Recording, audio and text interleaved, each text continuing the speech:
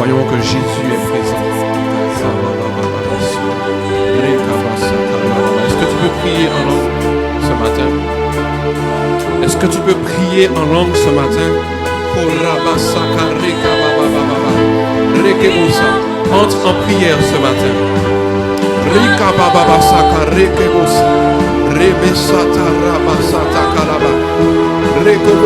comme si tu étais en guerre ce matin. Oh Seigneur, nous voulons imposer ta présence. Nous voulons imposer ta présence.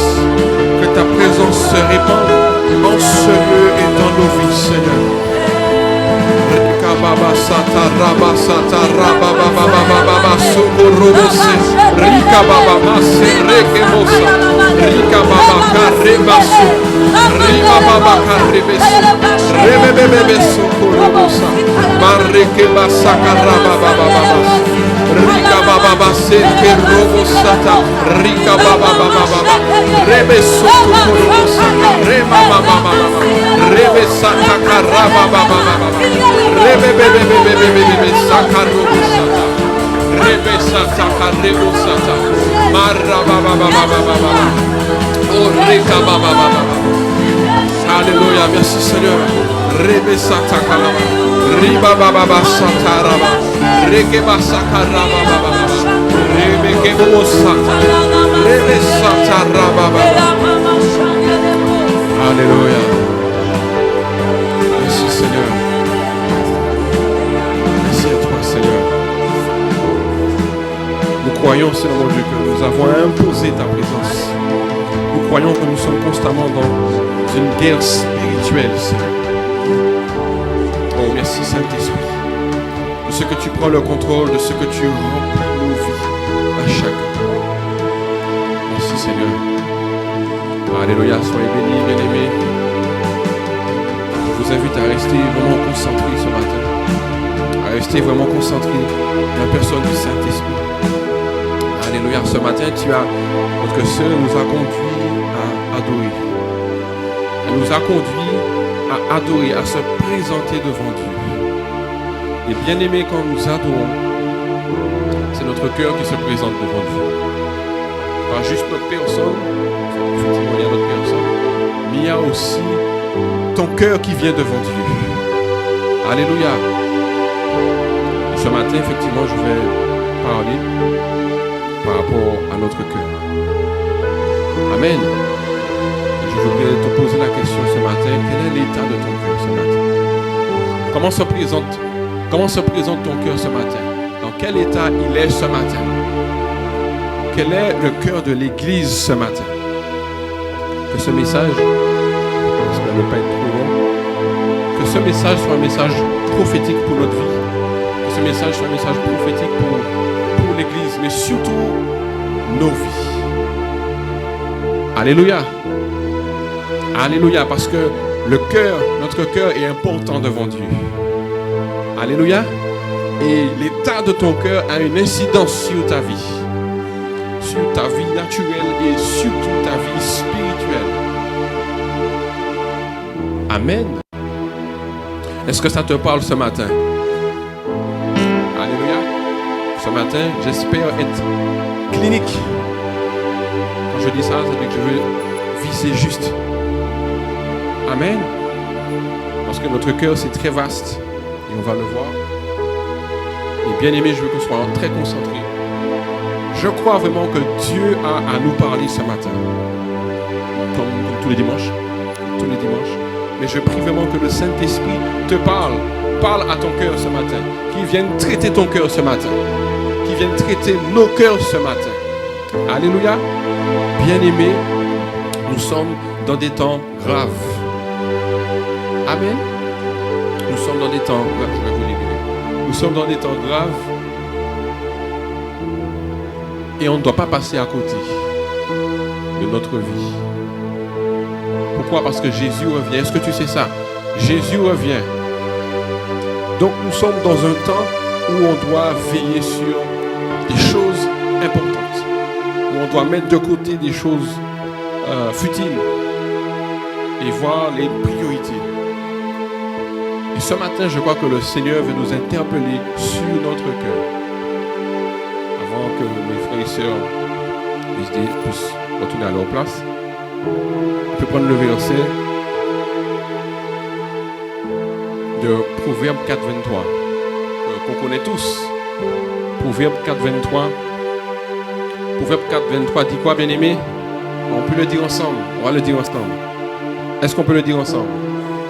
Garde ton cœur plus que toute autre chose, car de lui viennent les sources de la vie. Alléluia. Est-ce que ça nous parle, bien-aimé? De notre cœur, il vient quelque chose. Et le Seigneur dit, viennent les sources de la vie. Alléluia. Vous pouvez vous asseoir. Vous auriez pu rester. Alléluia. Bien-aimé, je crois, et je demande vraiment au Saint-Esprit qu'il soit très profond, que cette parole ne soit pas juste une parole, voilà, pour combler le dimanche matin, mais que cette parole puisse vraiment agir dans nos vies, qu'elle puisse agir dans ton cœur ce matin. Amen. Je suis sûr que déjà en ayant évoqué le thème, c'est déjà assez évocateur. Quel est l'état de ton cœur ce matin? Comment te sens-tu ce matin devant Dieu? Et bien aimé, le cœur. Pourquoi c'est important de parler du cœur et pourquoi la parole elle-même en parle? Parce que déjà, vous connaissez le cœur. C'est un organe moteur. N'est-ce pas? N'est-ce pas, bien aimé? Le cœur, déjà, le cœur naturel, c'est un organe moteur. C'est vrai qu'il y a le cerveau qui compte beaucoup, mais si le cœur s'arrête, le cerveau ne pourra plus fonctionner. Alors que, par contre, même si le cerveau s'arrête, mais tant que le cœur bat, la personne vit. Même si la personne, normalement, elle va mourir après. Mais si le cerveau meurt, le cœur continue à battre. Alors qu'à l'inverse, si le cœur ne bat plus, il n'y a plus rien. Il n'y a plus rien qui vit. Amen. Et le cœur, sur le plan spirituel, c'est, je pense que vous savez, je ne vous apprends rien, mais c'est bien de le rappeler, c'est l'endroit, en fait, où il y a notre volonté, nos attitudes, nos intentions, et c'est là aussi que viennent nos pensées, nos actions et nos paroles. Amen. Est-ce qu'il y a quelqu'un ici? Et ce verset qui est, pour moi, il y a plein d'autres versets qui parlent du cœur, mais moi j'ai préféré rester sur celui-là, parce qu'il va vraiment conduire la parole qui nous dit de garder notre cœur plus que toute autre chose. Amen. Ça semble important. Amen. On pourrait dire, garde ton cœur plus que l'argent. Garde ton cœur plus que la bénédiction. Garde ton cœur plus que la puissance, bien-aimé. Alors que toutes ces choses sont importantes, n'est-ce pas? Garde ton cœur plus que l'onction. Des choses pourtant qui sont importantes, il faut l'onction. Mais si tu as l'onction et un mauvais cœur, comment ça se passe? Amen. La parole de Dieu te dit ce matin et veut te parler à propos de ton cœur. Je crois vraiment que le Saint-Esprit, je lui fais confiance, il va viser juste. Amen. Donc, ce n'est pas forcément une étude sur le cœur. Hein. Mais je vais vraiment parler selon ce que le Seigneur a mis sur mon cœur. Bien-aimé, je suis convaincu que le Seigneur veut bâtir quelque chose ici. Amen. Bien-aimé, si nos serviteurs se donnent tant dans cette assemblée, c'est parce qu'il y a un fruit qui doit être porté. Amen. Et bien aimé, chaque fois nous prêchons la parole, le dimanche, il y a quelque chose qui est en train d'être construit. Il y a une construction, mon frère, ma soeur. Et c'est pour toi. Et ce matin, le Seigneur veut s'adresser à ton cœur parce que certainement, il veut travailler quelque chose. Bien aimé, je suis resté devant Dieu pour comprendre vraiment pourquoi ce message. Alors bien sûr, le Seigneur fait ce qu'il veut. Mais j'avais besoin de savoir vraiment où diriger ce message. Et je crois vraiment que le Seigneur veut restaurer nos cœurs. Est-ce que tu crois ça? Le Seigneur, ce matin, veut restaurer ton cœur. Le Seigneur, ce matin, il veut guérir ton cœur. Amen. Alors, certains, ce sera la restauration, certains, ce sera la guérison. Le Seigneur veut transformer ton cœur. Amen. Parce que certainement, nous avons besoin d'être transformés dans notre cœur. Mais le Seigneur veut aussi purifier ton cœur. Amen. Est-ce que tu reçois ça ce matin? Amen. Est-ce que tu le crois, que le Seigneur veut faire toutes ces choses? Parce qu'on en a besoin, bien-aimés, chaque jour, nous continuons à avancer et nous allons comprendre pourquoi nous ne devons pas négliger notre cœur. Mais au contraire, nous devons prendre ça au sérieux. Ce matin, je viens te dire qu'il faut prendre ton cœur au sérieux. Amen. Et pourquoi c'est si important? Pourquoi, bien-aimé, c'est si important? C'est vrai qu'il y a plein de choses, comme j'ai dit, j'ai parlé tout à l'heure de l'onction, la puissance, il y a plein de choses dont nous avons besoin. Mais pour autant, le Seigneur dit, garde ton cœur plus que toute autre chose. Amen. Et ce matin, bien-aimé, je viens te révéler que la gestion de ton cœur te revient. Amen. C'est ta responsabilité. Ton cœur, c'est ta responsabilité. Le Seigneur nous a fait grâce. Le Seigneur nous a donné sa vie. Donc, en plus, il nous a, et je crois dans Jean 15, il nous dit qu'il nous a déjà purifiés en nous donnant la parole, n'est-ce pas? Amen. Mais aujourd'hui, tu dois savoir que ton cœur, c'est ta responsabilité. C'est toi qui gères. Amen. Et en fait, le cœur, bien-aimé, c'est comme un champ. Est-ce qu'on a l'image d'un champ? Si tu ne fais rien, si tu le laisses comme ça, il va partir, merci mon frère, il va partir en friche. Vous avez déjà vu des terrains en friche? Et puis l'herbe, ça monte. Hein? Et quand tu viens pour la couper, l'herbe, oh, je ne fais pas ça. L'herbe est dure, n'est-ce pas? Pour ceux qui coupent les herbes souvent. L'herbe est dure. Parce qu'on l'a laissé aller, on l'a laissé pousser. Et ça peut être ton cœur. Ou du moins, est-ce que ton cœur est comme ça? Quand tu n'en fais rien, quand effectivement tu laisses les choses venir, tu laisses les choses aller comme ça, il y a des choses qui poussent dans ton cœur. Amen. Et plus tu ne fais rien, du temps passe, ce qu'il y a dans ton cœur s'enracine. Et quand vient le moment où, quand effectivement tu as une lueur, je ne vais pas dire d'espoir, mais une révélation pour la retirer, c'est compliqué. Amen. C'est pour ça, mon frère, ma soeur, va dans ton cœur. Même là, pendant que je parle, je suis sûr, chacun d'entre nous, on réfléchit, Seigneur, comment est mon cœur? C'est une bonne question. Que le Saint-Esprit le fasse. Et ton cœur, en fait, il est comme un champ que tu dois travailler. Amen. Tu dois travailler ton cœur. Je reviens sur l'exemple du champ. Le champ, il faut le travailler. Si tu veux obtenir quelque chose de ce champ, il faudra travailler. Il va pas, voilà, le Seigneur nous donne par exemple déjà le champ, il ne va pas tout faire à notre place. Amen. Il nous a donné sa grâce, il nous a bénis, il nous a donné le salut. Maintenant, il te dit, travaille avec ça. Pourquoi? Parce que si tu ne fais rien, si tu le laisses comme ça dans l'état, il y a des choses qui vont venir, qui ne vont pas se gêner. Déjà, même l'ennemi va venir planter. Amen. Même l'ennemi va venir, il va essayer de réactiver ce qui était déjà là avant que tu prennes le baptême, avant que tu passes par le salut. Et ce champ bien-aimé, il va falloir le cultiver, n'est-ce pas? L'entretenir.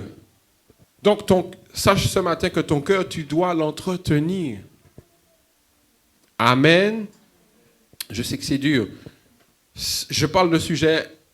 Et bien aimé, en venant ici, j'ai vraiment ressenti... alors, je n'ai pas réussi à discerner tout de suite ce que ça pouvait être, si c'était du stress, si c'était de l'angoisse. Mais je me suis dit, Seigneur, ce n'est pas pour rien que je vais parler du cœur. Amen. Parce que je crois que c'est un sujet important. L'ennemi ne veut pas que tu saches que tu dois travailler ton cœur. Amen. Parce que lui, il veut justement guider ton cœur.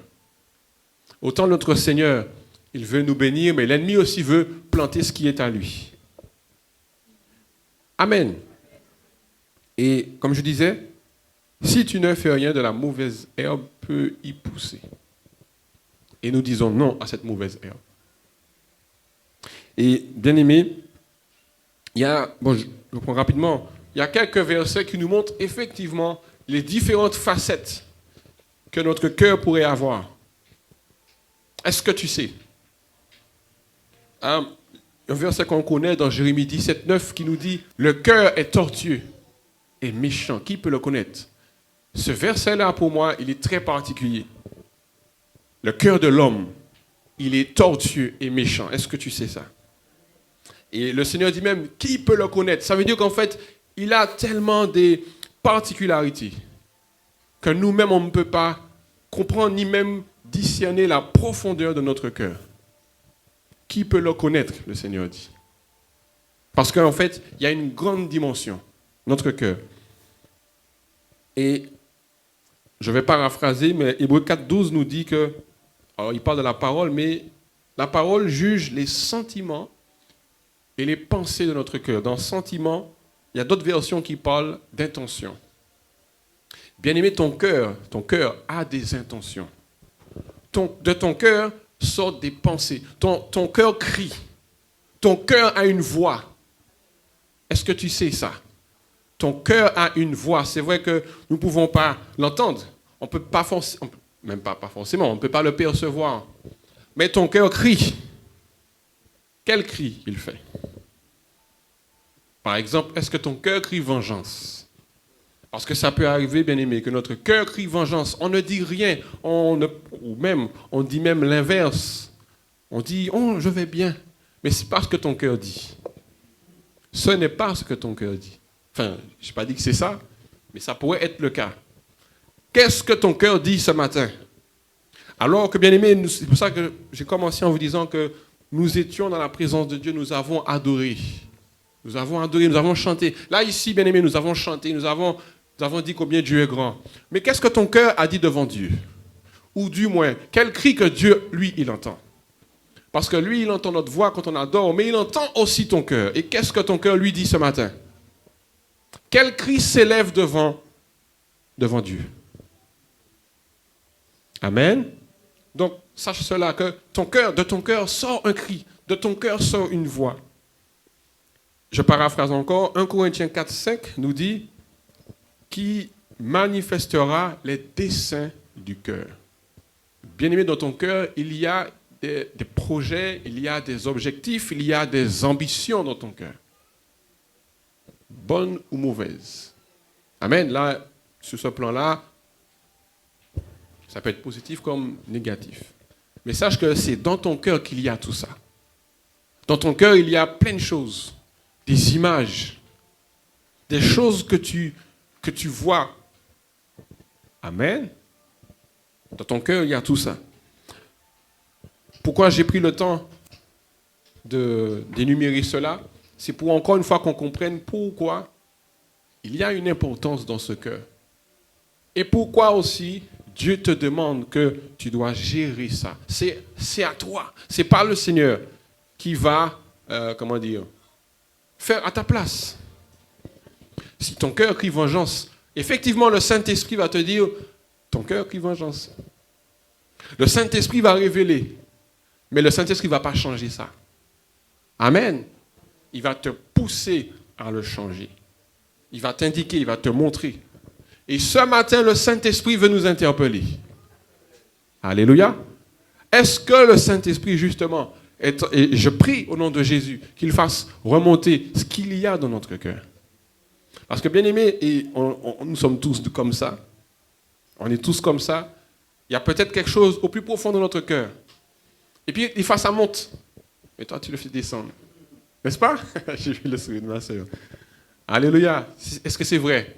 Il y a quelque chose qui monte, mais reste là. Tu le fais descendre. Mais à chaque fois, ça remonte. Ou même, je suis sûr, et vous savez, quand on s'approche de la présence de Dieu, oh, c'est là que ça monte. Amen. C'est là que ça monte. Quand vraiment, si on est vrai, quand on s'approche de la présence de Dieu, c'est là que ça remonte. Tu veux voir Dieu, mais il y a quelque chose qui l'en empêche. Il y a quelque chose qui bloque. Amen. Parce que si effectivement, il y a des choses dans ton cœur, mais tu t'approches devant Dieu et que tu ne les vois jamais, oh, c'est que ce n'est pas bon. Au contraire, il faut que ça monte. Mais le Seigneur veut te dire qu'il faut il faut retirer. Amen. Alors, surtout quand c'est négatif. Mais on verra aussi que quand c'est positif, il y a aussi une chose. Amen. Donc je veux dire que, mon frère, ma soeur, l'état de ton cœur joue un rôle considérable dans ta vie spirituelle. Et ce matin, je crois que le Seigneur veut nous bénir sur notre marche avec lui. En te disant de prendre conscience de ton cœur. Amen. Le Seigneur vient chercher son église. Est-ce que tu sais ça? Le Seigneur, je vais dire mieux, le Seigneur vient te chercher. Amen. Le Seigneur vient te chercher. Mais es-tu prêt à ça? Est-ce que tu es prêt pour qu'il, ou du moins, est-ce qu'il va te trouver prêt? J'aime bien ce verset où il dit, quand je reviendrai, trouverai-je de la foi? Ça, c'est un verset souvent qui m'interpelle parce que le Seigneur dit, certainement je vais venir. Mais toi, est-ce que tu seras prêt? Toi, est-ce que tu seras toujours en train de m'attendre? Toi, est-ce que tu as toujours dans ton cœur ce désir de partir avec moi? Ou plutôt, tu te dis, mais non, bon, la vie est bien quand même. Le Seigneur va revenir, ok, mais bon, pas tout de suite. C'est un exemple. Mais ce matin, sache que effectivement, dans l'état de ton cœur, il y a un plan positif, mais il y a un plan surtout négatif. Nous allons voir les deux, rapidement. Amen. Il y a un plan positif, mais aussi négatif. Et si là, tout de suite, on devait examiner ton cœur, qu'est-ce qui en ressort? Qu'est-ce qui en ressort de notre cœur? Qu'est-ce qui en ressort du cœur de l'église du Lamentin? Qu'est-ce qui en ressort? Qu'est-ce que Dieu entend? Frère, ma soeur, je redis encore, vous savez, les serviteurs se donnent corps et âme pour l'assemblée entière. Je dis entière parce qu'il y a Lamentin, il y a Sainte-Luce et il y en aura d'autres. Amen. Alléluia. Et particulièrement ici, bien-aimés, effectivement, vous êtes plus âgés. Cependant, Dieu a un plan pour vous aussi. Ce n'est pas parce que vous êtes plus âgés que Dieu a un plan pour vous aussi. Et Dieu veut faire aussi avec vous. Dieu veut faire aussi avec toi. Dieu s'en moque de ton âge. Dieu veut bâtir avec toi. Dieu veut t'utiliser. Est-ce que tu le crois? Dieu veut t'utiliser. Il a un plan pour toi aussi, même si, ce n'est pas l'âge, même si tu as 70, 60, 80, il y a un plan pour toi. Dieu est capable de t'utiliser puissamment, même si tu as 85 ans. Même si tu as 70 ans, Dieu est capable de manifester sa puissance avec toi. Et il faut que tu le crois. Parce que Dieu veut faire. Amen. Dieu veut faire. C'est pour cela que tu dois prendre en compte l'état de ton cœur. Parce que Dieu, justement, veut utiliser. C'est ça qu'il va utiliser. C'est ton cœur. Si avec ton cœur, la parole dit que de ce cœur viennent les sources de la vie. Donc, ça veut dire que c'est l'origine. C'est là que ça commence. C'est pas quand le pasteur a prié pour toi ou on t'aura imposé les mains. C'est vrai, effectivement, il va te lancer. Mais si tu as un mauvais cœur, même s'il te lance, ton mauvais cœur est toujours là. Amen. L'imposition des mains ne va pas changer ton cœur. L'imposition des mains va te propulser. Mais en plus, peut-être si tu ne traites pas ça, ça te propulse avec ton mauvais cœur. Amen. Donc même si tu es plus grand, toi aussi tu dois traiter ton cœur. Même si tu es plus jeune, tu dois traiter ton cœur aussi. Chacun d'entre nous, bien-aimés, nous devons traiter notre cœur. Et ce matin, le Saint-Esprit veut agir. Amen. Est-ce qu'il y a quelqu'un toujours? Et la parole nous dit dans Matthieu 15, 17, 19 qu'on connaît que c'est ce qui sort de la bouche. Ce qui sort de la bouche vient du cœur et c'est ce qui souille l'homme. C'est du cœur que viennent les mauvaises pensées. Vous vous rendez compte, bien-aimés? C'est de ce cœur-là que viennent les mauvaises pensées. Mon frère, 15, 17, 19, je ne sais pas si tu as mis. Ok. C'est du cœur que viennent les mauvaises pensées, les meurtres, les adultères, les impudicités, les vols, les faux témoignages, les calomnies. Vous imaginez? De notre cœur sort tout ça. Tant de mauvaises choses de ton cœur, là. C'est ce qui peut sortir. Amen. Ça veut dire, bien aimé, que chacun d'entre nous, malheureusement, nous sommes capables d'avoir ça dans notre cœur. Amen. On peut être le plus saint, le plus... La parole dit que c'est du cœur. Il ne dit pas d'une catégorie. Il dit c'est du cœur que viennent les mauvaises pensées, les meurtres, les adultères, et voilà. pas redire la liste. Comment on fait, bien-aimés? Vous voyez ce que notre cœur est capable de faire. Alors que nous sommes à l'église, alors qu'on s'habille bien, alors effectivement qu'on se présente devant Dieu et on adore.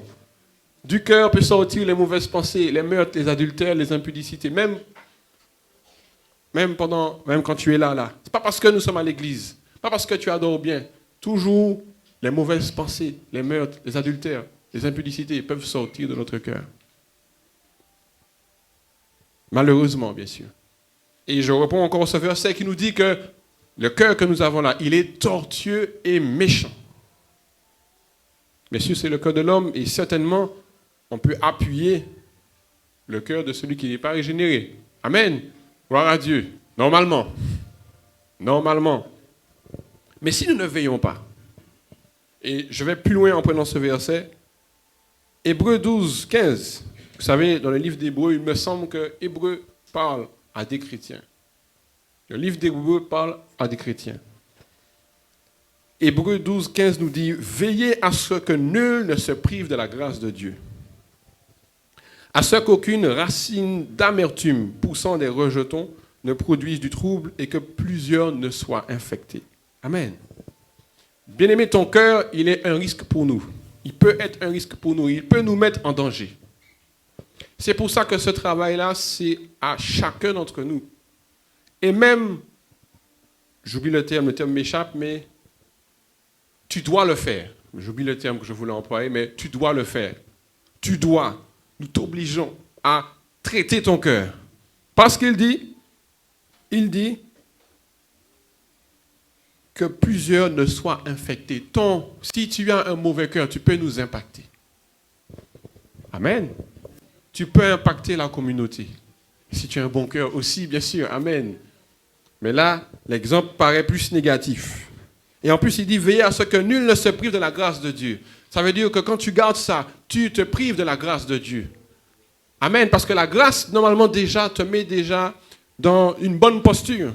Quand tu as la grâce de Dieu, tu es déjà dans une bonne posture. Mais pour autant, tu as la grâce de Dieu, mais tu gardes un cœur mauvais, peut-être un cœur qui a de l'amertume, peut-être, et vous savez, j'avais même pas vu ce verset-là quand je préparais ce message. C'est cette pensée que j'avais, de l'amertume. Alors, si quelqu'un a de l'amertume, au nom de Jésus, le Seigneur te tend la main. Le Saint-Esprit te dit qu'il faut retirer cette amertume. Parce qu'il dit que veillez à ce que nul ne se prive de la grâce de Dieu, à ce qu'aucune racine, alléluia, aucune racine d'amertume. Ça veut dire que l'amertume, elle fait des racines.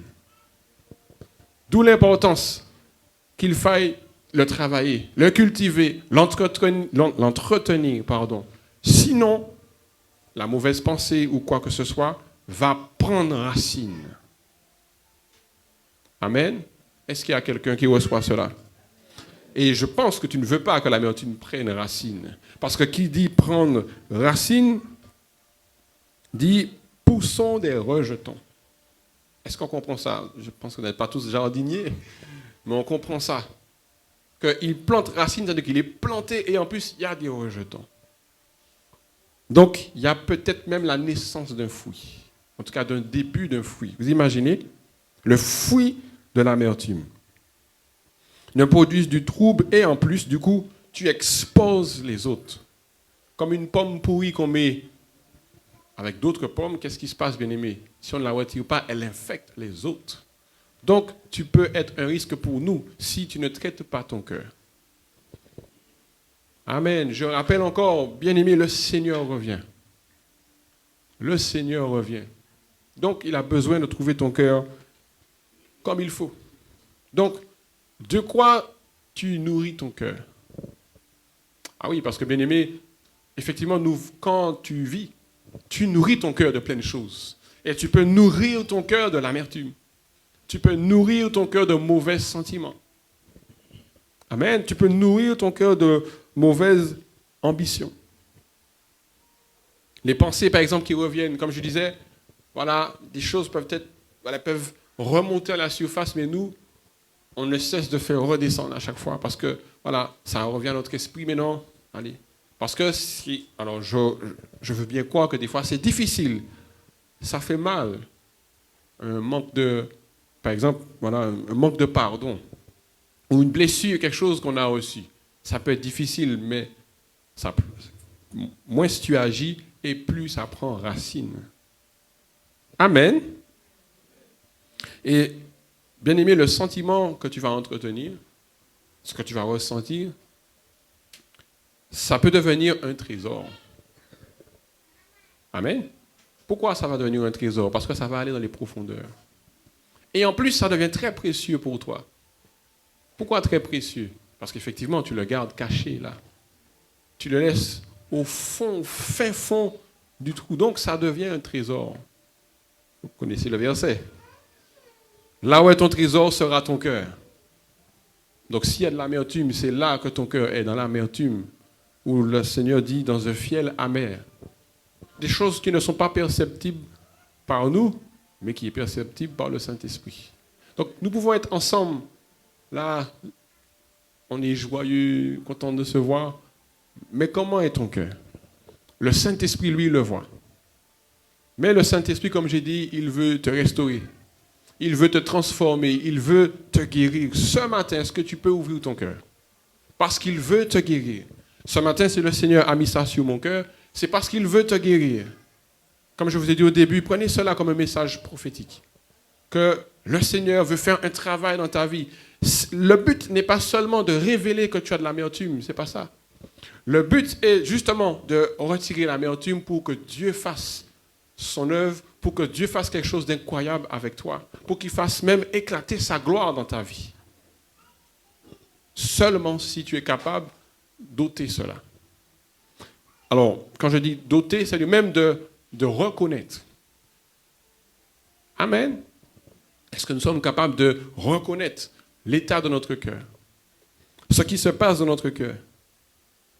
Donc, on a compris, bien aimé, comment le cœur, ton cœur peut avoir un côté négatif.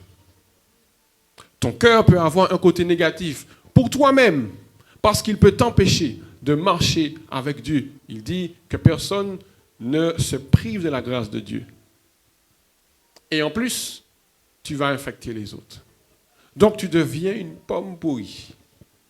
Heureusement, Dieu est bon. Il ne va pas te mettre dehors. Au contraire, il veut te guérir. Au contraire, il veut agir en toi. Au contraire, il veut te transformer.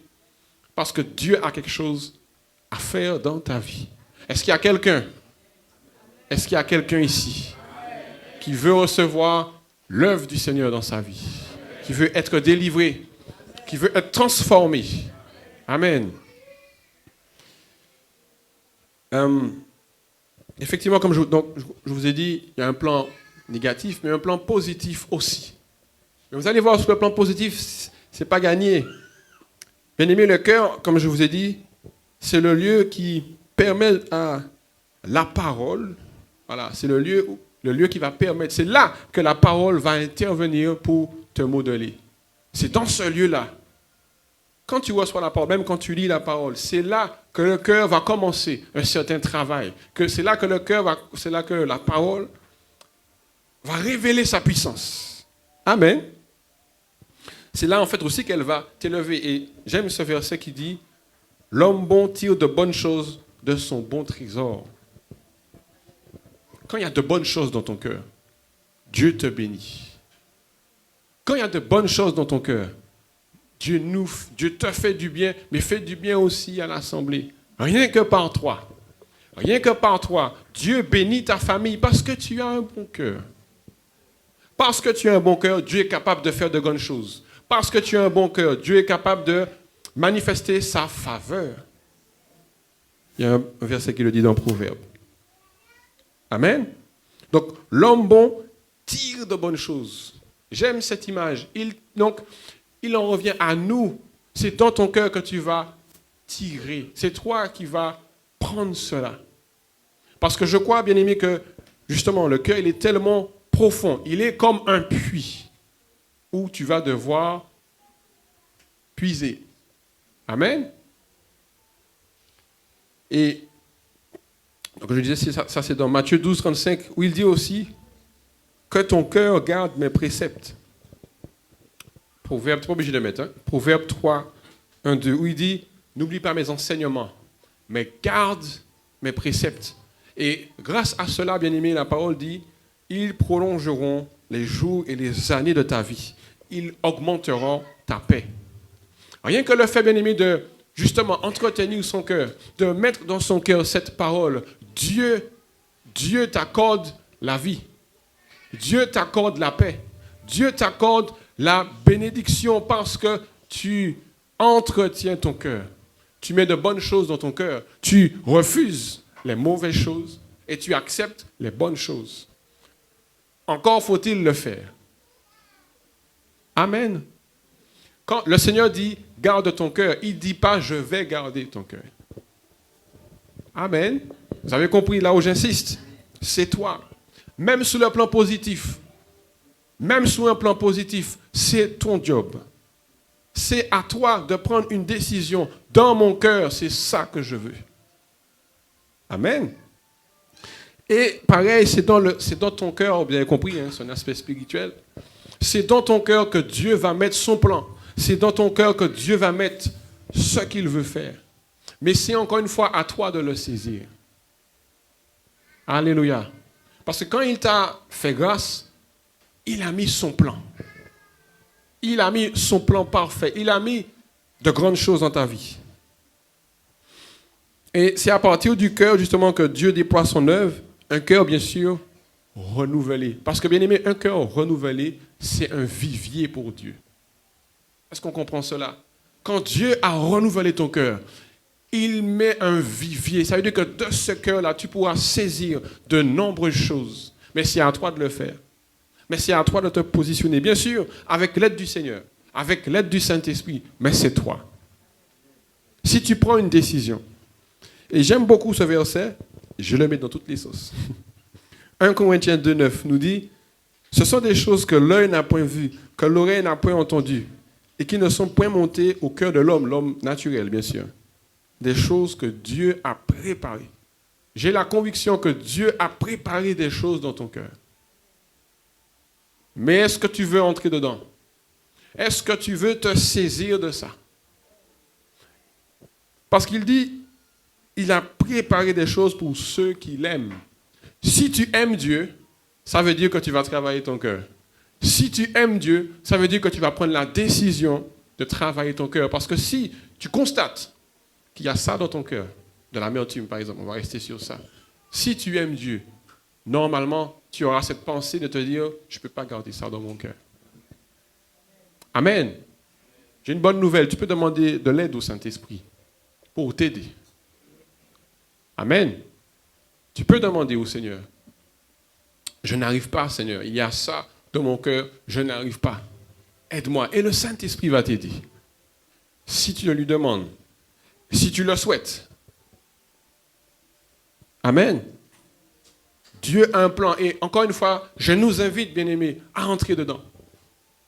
Je nous invite à voir qu'est-ce que Dieu a mis dans notre cœur. Parce que Dieu a mis un plan. Dieu a mis quelque chose d'extraordinaire. Il y a une gloire. Il y a une gloire. Mais c'est toi qui dois faire cet acte. Amen. Ça se passe entre toi et Dieu. Alléluia. Est-ce qu'il y a du monde ici? Donc, bien-aimés, effectivement, le verset de Proverbe nous donne le conseil. C'est un conseil. Proverbe, c'est un conseil de garder notre cœur pour, en fait, obtenir le meilleur de lui. Dieu, en fait, nous dit que ton cœur, tu peux obtenir le meilleur de lui, mais je te donne la responsabilité de le gérer. Je paraphrase le verset. Mais comment faire ça? Parce qu'effectivement, il nous donne le conseil. Le Seigneur nous dit, voilà, tu dois garder ton cœur. Mais comment je fais ça? Comment faire? Il nous dit de garder notre cœur, mais le Saint-Esprit nous révèle en fait de plusieurs manières comment garder son cœur. Déjà, bien aimé, c'est être attentif à son propre cœur. Amen. Sois attentif à ton cœur, de ce que tu ressens. Je parle encore une fois sur le plan spirituel. Quand tu passes du temps devant Dieu, certainement le Saint-Esprit fait remonter des choses. Il le dit dans sa parole, Je vais juste énumérer des versets. Seulement prends garde, Deutéronome 4.9, seulement prends garde à toi et veille attentivement sur ton âme. Tous les jours de ta vie. Donc déjà, c'est quelque chose qu'on doit faire tous les jours. C'est vrai, nous sommes souvent occupés.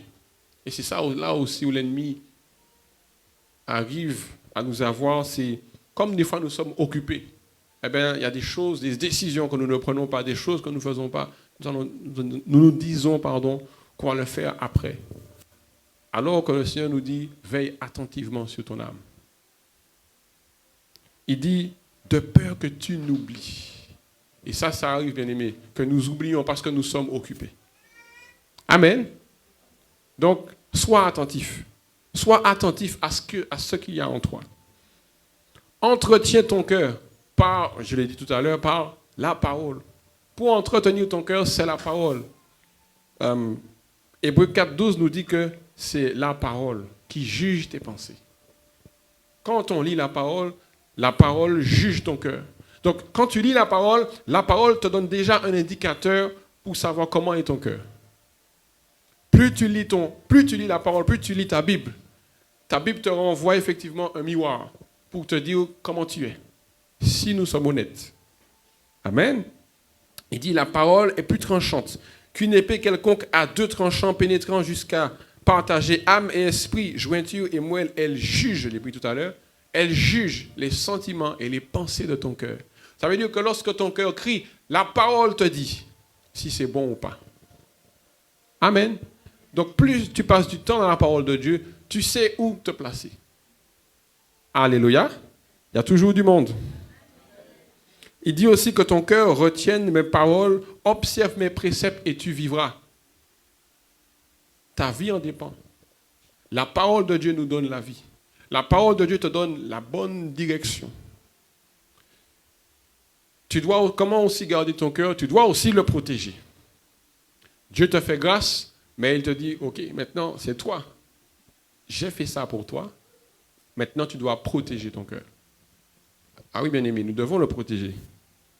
Il dit, prenez garde, frères et sœurs, que quelqu'un de vous n'ait un cœur mauvais et incrédule au point de se détourner du Dieu vivant. Mais exhortez-vous les uns les autres, chaque jour. Est-ce que nous sommes prêts, bien-aimés, à nous exhorter les uns les autres? Amen.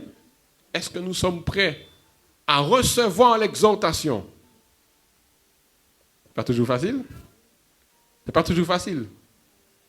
Mais il faut, bien-aimé. Parce que si tu ne reçois pas l'exhortation, tu exposes ton cœur. Amen. Bien sûr, il faut savoir qu'est-ce qu'il faut accepter, n'est-ce pas? Ça, c'est devant Dieu. Comment aussi garder ton cœur? C'est ne pas résister au Saint-Esprit. Alléluia. Lorsque le Saint-Esprit te parle, ne résiste pas. La parole dit, si tu entends sa voix, n'endurcis pas ton cœur. Si tu entends sa voix, n'endurcis pas ton cœur ce matin. N'endurcis pas ton cœur. Mais au contraire, ouvre ton cœur. Le Saint-Esprit, je le crois, est en train de te parler. Donc, n'endurcis pas. Lorsque le Saint-Esprit pointe quelque chose, ou même, et on remonte au premier point, même s'il passe par quelqu'un. Parce que souvent, le Saint-Esprit nous parle à nous, mais Dieu passe par quelqu'un aussi pour nous dire quelque chose. Amen. Et la suite logique, comment garder notre cœur en restant humble? Soyons humbles, bien-aimés. Il nous dit, humiliez-vous devant le Seigneur et il vous élèvera. Comment garder ton cœur lorsqu'effectivement, on marche, on est exposé? Soyons humbles. Parce que quand on est humble, il nous élève. Amen. Alléluia. Et bien sûr, être vrai devant Dieu. Amen. Comment garder ton cœur? C'est en étant vrai devant Dieu. Parce que Matthieu 15:8 nous dit, ce peuple m'honore des lèvres, mais son cœur est éloigné de moi. C'est pour ça, bien-aimé, que j'ai insisté. Voilà, nous sommes dans l'adoration et présentons vraiment notre cœur. Je n'ai pas dit qu'on n'a pas fait, c'est pas ça.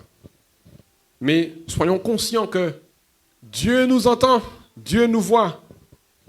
Dieu n'est pas étonné par notre belle voix, mais par le cri de notre cœur. Alléluia. Et quand on arrive ici, notre cœur parle. Alléluia. Pendant que tu chantes, ton cœur dit des choses. Est-ce qu'il dit la même chose que le chant? Alléluia. Est-ce qu'il est en train de dire, oui, Dieu, je t'adore? Ou pendant que tu dis, je t'adore, toi tu dis, je l'en veux, lui en veut. Alors, si nous sommes vrais devant Dieu, nous pouvons dire, Seigneur, je t'adore, mais il y a ça dans mon cœur. Je lui en veux. Est-ce que tu peux retirer ça de mon cœur? Amen. Soyons vrais devant Dieu. Je ne dis pas qu'il faut... Au contraire, il ne faut pas cacher. Il ne faut pas cacher. Alors bien sûr, on ne va peut-être pas forcément le crier à tous les trois que par exemple, oui, je suis orgueilleux. On ne va peut-être pas le dire devant tout le monde. Mais au moins devant Dieu, de le reconnaître.